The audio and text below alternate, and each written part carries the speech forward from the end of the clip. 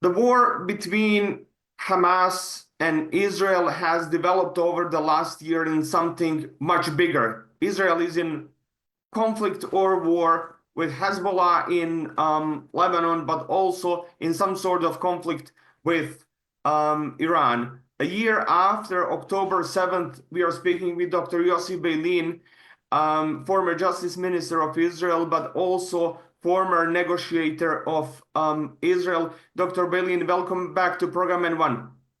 Thank you very much. Thank you for having me. Dr. Beilin, the last time you told me when we spoke in mid of November of last year, how we could have a peace with such a right-wing government of Israel, and you meant the government of Bibi Netanyahu. But as I said, this war and conflict now has developed into something bigger. We have Israeli forces on the south of Lebanon. We saw recently attack from Iran on Israel. War with Hamas in Gaza is not over yet. How do you see this situation, and what is the aim of Bibi Netanyahu and his government at the moment? What about the aims of Netanyahu and his government? I'm not wise enough to tell you. What I can say is that none of us thought about such a long war. And it's, of course, very problematic. I mean, we are winning this war. We are stronger than our enemies, and we are winning the war. But the price is very high. The destruction on the Palestinian side, the economic problems on the Israeli side, the fact that for such a long while Israelis have to serve in reserves, and I mean, usually we were used to short wars, and this is not the case. Another thing that I must admit, I did not expect that Netanyahu will be the prime minister still after a year. And he is even succeeding in the public opinion polls. So he may remain there for a longer while than I expected. And he has a solid government, and as you said, it is a very extreme rightist government, like never before. I think that here the part or the role of third parties will be very significant. And we see it now more than before, that without the Americans, it is very difficult for us to meet all the challenges that we are meeting, and that only part of them you mentioned before. So if there is a decision of the American administration, I imagine that mainly after the elections of November, to help us find a solution, including with Iran, on major issues, then this harsh situation may become an opportunity. But I don't see any other force in the world which is able to be involved seriously and profoundly in the conflicts in our region. And I don't see any other power which has the clout on the parties. So I must say that today I believe that the American role is more important than ever. But Dr. Beilin, if Donald Trump comes to the power in November and not Kamala Harris, we know that he's favoring making deals with Netanyahu, but not with others, such as he did with Abraham Accords. He didn't include others in the negotiations, but he dealt with them afterwards. can that be an obstacle in trying to reach Iran because of his previous stance on Iran? The only good thing about Trump is that he is totally unexpected. So to sit together, two rational people, trying to see what is the trajectory of Trump is a little bit pathetic. So, I mean, I really hope that he will not become again the kind of a leader of the free world. He has nothing to do with the free world. But if, God forbid, he is elected, then you never know with him. He may take harsh steps towards this one or another one, or suggest ideas that were not suggested, had not been suggested before. Even the Abraham Accords, which you are right about your comment, but in your comment, but even that was a kind of a surprise. So, and it was a two-state solution. So I really hope, although I don't want to be involved in the politics of others, but as a veteran, I allow myself to say that it is a nightmare if this guy is again the president. I hope very much that it will be Kamala Harris. And if she is the president, I believe that generally speaking, she will continue the policy of President Biden and will try to find solutions because the solutions are there. We know that it is possible. It is not in the sky. You have to be determined in order to call the parties or have some dialogues or bilateral talks with the parties, with those that you are talking to at least, or through a third party if it is with those with whom you don't talk, and try to change the whole scene. It's not too difficult. In the last year, Israel has eliminated leaders of Hamas and Hezbollah out of scene. But was that a right move to do, especially when it comes to Nasrallah, as foreign minister of Lebanon has said that there was agreement on ceasefire between Hezbollah and Israel, and then Nasrallah was killed. But also, without them in the picture anymore, we still don't have a resolution when it comes to hostages. They are still in Gaza. Yahya Sinwar still has them. That goal is not reached, and it looks like Hamas is not demolished as Bibi Netanyahu promised almost a year ago that it will be done by the end of the war. Hamas is not eliminated and will not be easily eliminated, and I don't think that it was a wise aim to put, because Hamas is not only people; it is a very extreme religious ideology, and you don't end it just by war. Um, and it is more or less about Hezbollah too.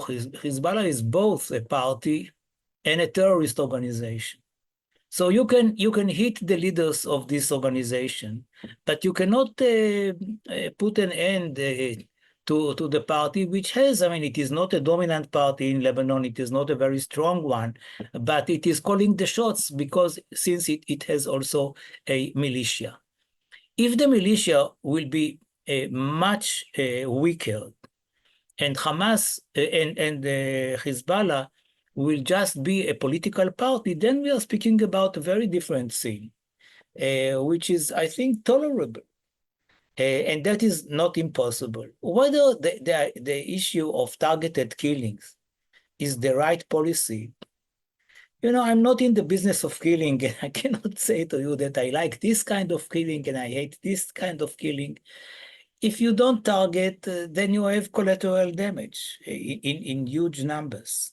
And if you target, then it is something which you understand that it is not unilateral. And so it's a big question. And I can tell you one thing. First of all, let's do whatever needed in order not to get to these dilemmas. Second, once we are in this dilemma, we can have the answer about its efficiency only after years, when you can go back and say, yes, it changed the situation. And we know from history that in some cases, it just raised the level of fire. And in other cases, it did change history.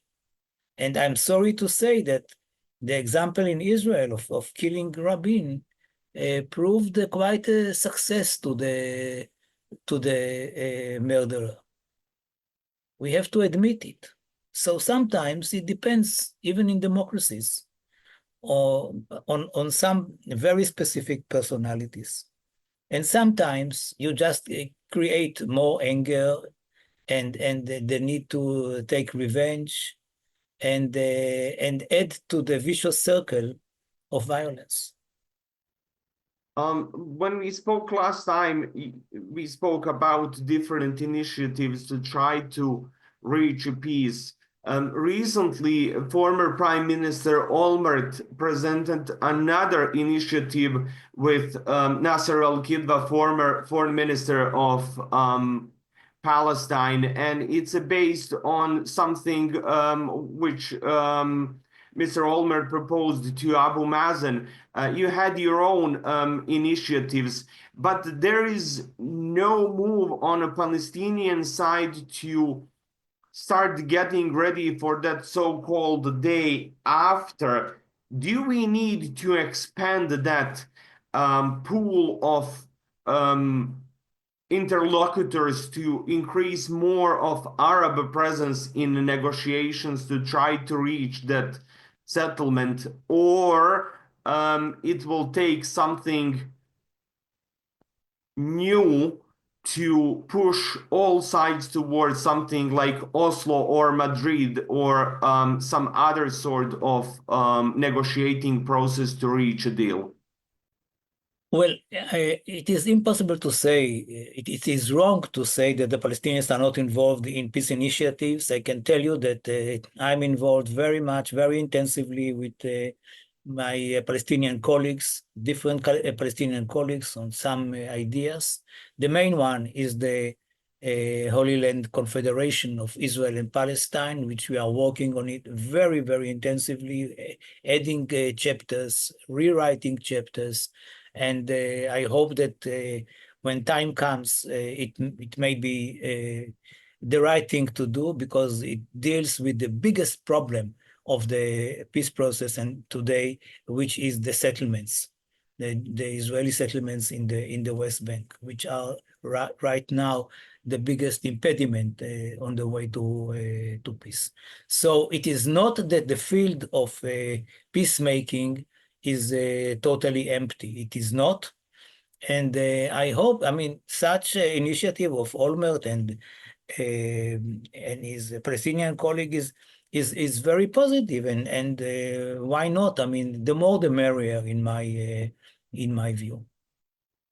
Dr. Beilin, recently I spoke with people about all what's going on, and I spoke with Daniel Levy about all the things which are happening on both sides in this. Bibi Netanyahu is for a long time Prime Minister of Israel. And we know that there is opposition. I mentioned Mr. Olmert, and there is another Ehud, Mr. Barak, and there is Yair Lapid and Benny Gantz. But many are saying, don't be sure that opposition, if it comes to the power, will be much different than Netanyahu when it comes to Hamas and Gaza and war.